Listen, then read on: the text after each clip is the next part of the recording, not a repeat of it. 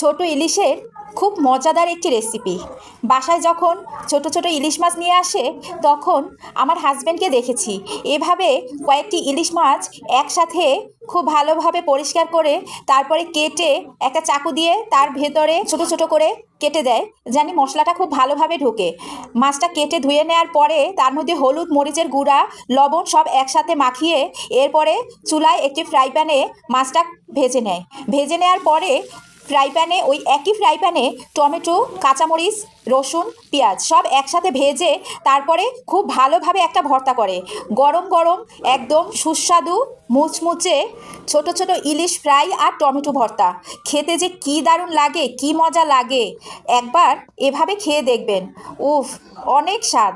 এভাবে খেয়ে দেখলে বুঝতে পারবেন যে আপনার কেমন লাগে। আপনিও একদিন এভাবে ট্রাই করে দেখবেন। রেসিপিটি ভালো লাগলে অবশ্যই আপনার পেজে শেয়ার করে রাখবেন।